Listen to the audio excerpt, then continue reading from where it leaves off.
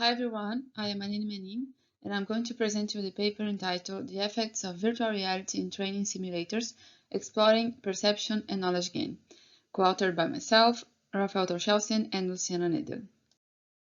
The low-cost and danger-free aspects of virtual reality technology enable the design of immersive simulations for training people in various applications domains. Studies preceding ours have already investigated the impacts of virtual reality technology on user experience and performance.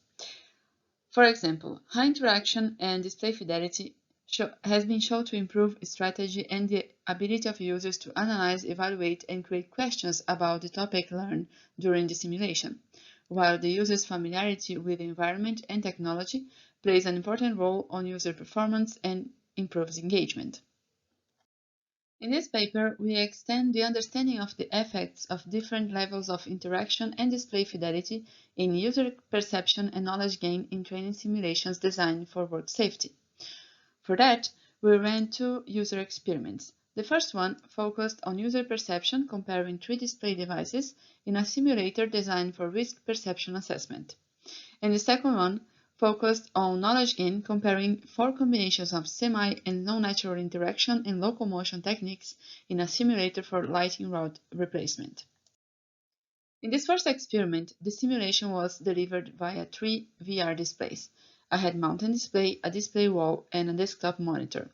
The simulation requires users to walk around in an office-like environment and select any object they consider to be a potential risk of accidents.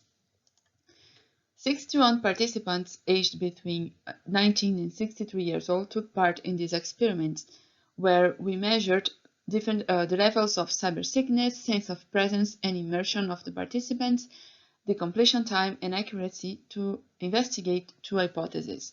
H1 says display devices producing higher self-reported sense of presence improve user performance, and H2 says that cyber sickness will not impact user performance. We observed that users reported a higher sense of presence and immersion while using the head-mounted display, which also inflicted the highest levels of cyber sickness on participants. However, the simulation time was about the same across display devices, and probably due to the low knowledge of users on work safety, the risk selection rate was rather low as well, staying below 30%.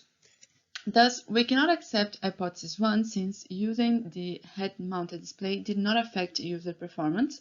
However, we accept hypothesis 2 since the cyber sickness inflicted by the head-mounted display did not affect user performance.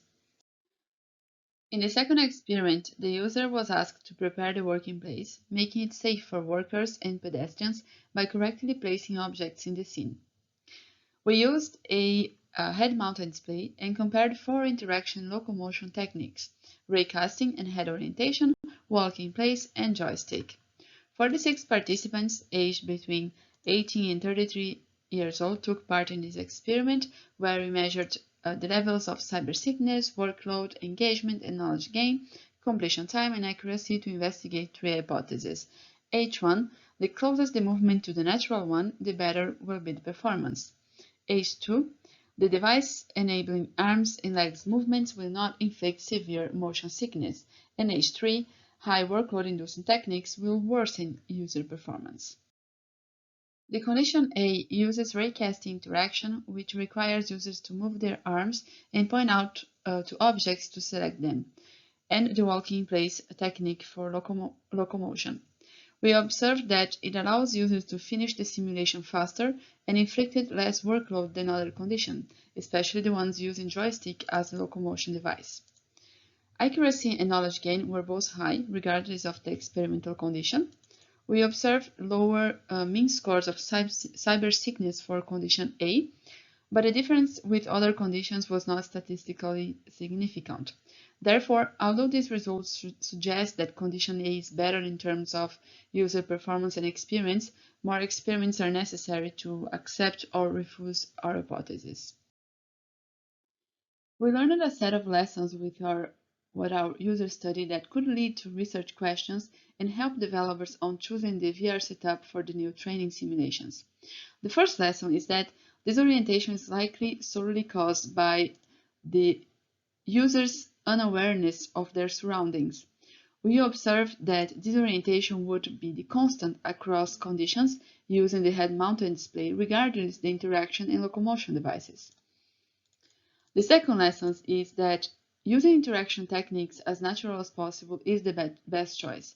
While much research is still needed to improve this technology, there are several studies, including this one, showing the benefits of natural or semi-natural interaction techniques on user performance and experience.